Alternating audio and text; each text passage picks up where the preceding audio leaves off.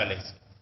سفیان ثوری یہ سند میں ایک نام ہے جو ایک عظیم الشان بزرگ ہے. الحمدللہ الحمدللہ اللہ تبارک و تعالیٰ نے حضرت سیدنا سفیان ثوری رحمۃ اللہ تعالی علیہ کو بڑا عظیم شان عطا فرمایا. درس بخاری میں ہم کوشش کرتے ہیں کہ سند میں جو نام ہو وہ ان ناموں کا بھی تعارف ہوتا رہے تاکہ ہمیں یہ علم بھی ہوتا رہے کہ الحمدللہ ایسے ایسے اللہ تبارک و تعالیٰ کے مقبول بندے بھی گزرے ہیں. حضرت سفیان ثوری رحمۃ اللہ تعالی علیہ ان کے تعلق سے آپ کچھ باتیں الحمدللہ سننے کی سعادت حاصل کرتے ہیں. منقول ہے ایک دن خلیفہ وقت حضرت سفیان ثوری رحمۃ اللہ علیہ کے سامنے نماز پڑھ رہا تھا.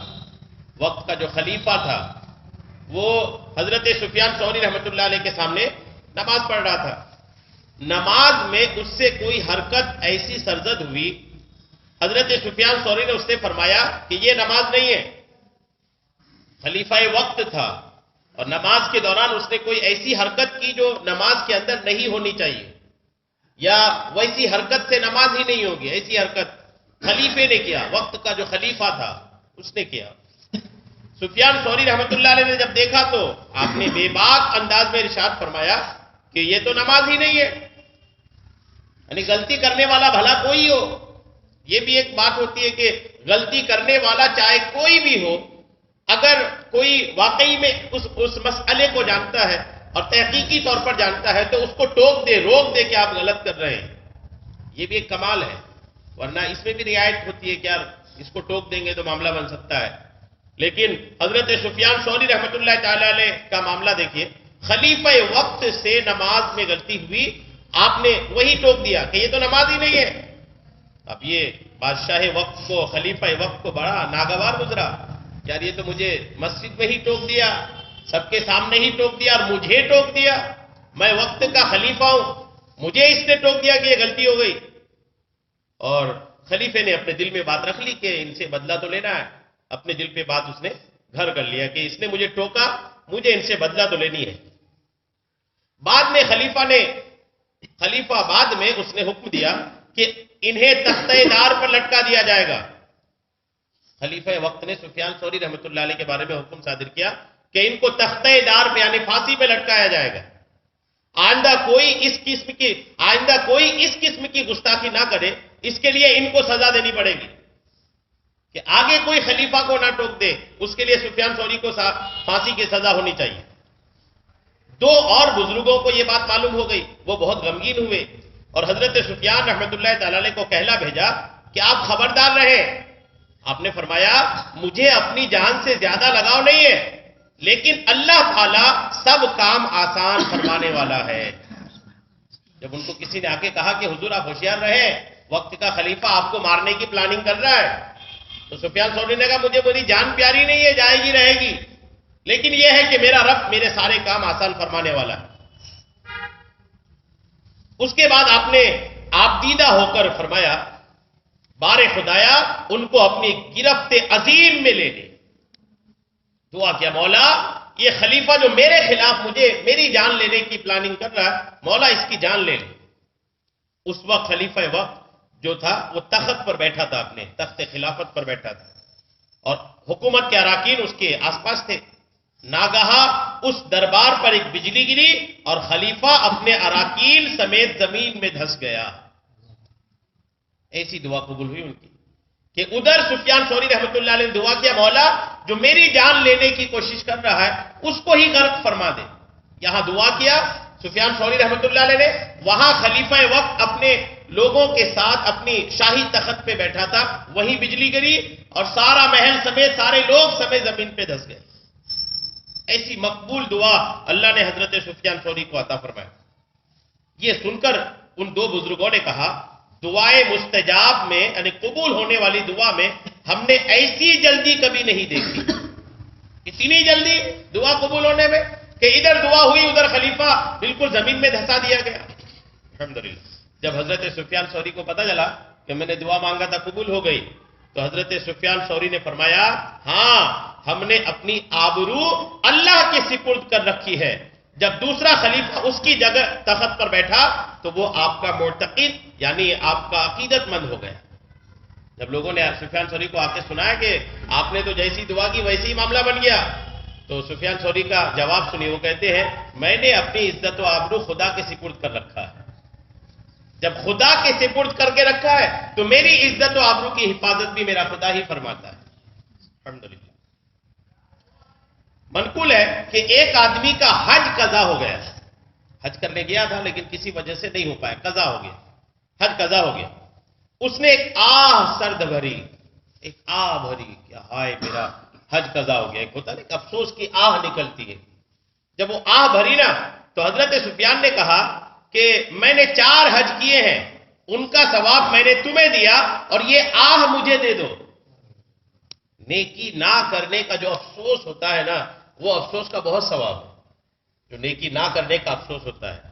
شیطان نے ایک مرتبہ حضرت عمر ابن عبدالعزیز غالباً یا کسی ایک بزرگ کو شیطان نے فجر کی نماز کے لیے جگایا، فجر کی نماز کے لیے شیطان نے جگایا، یعنی یوں ہوا کہ وہ سو رہے تھے، کسی نے آواز دی تو وہ اٹھ گئے۔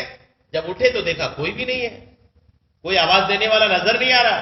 تو اس بزرگ نے آواز لگائی، مجھے کس نے جگایا؟ تو جواب آیا کہ میں ابلیس، میں نے آپ کو جگایا ہے۔ تو اس بزرگ نے فرمایا کہ ابلیس کا کام تو فجر میں سلانا ہوتا ہے، تو نے کیسے جگا دیا؟ اس کا کام تو سلانا ہوتا ہے۔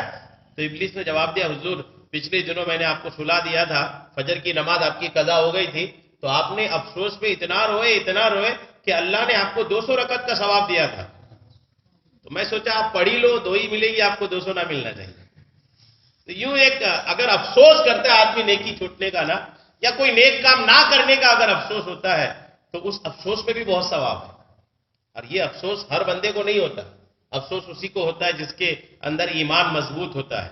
جیسے اگر اللہ نہ کرے کبھی نماز وقت پہ نہیں پڑھا جاتا تو ایک افسوس ہونی چاہیے کہ ارے یار میں نماز ہی نہیں پڑھ پایا، یا نماز نہیں پڑھ پایا، میں یہ نیکی نہیں ہو پائی مجھ سے۔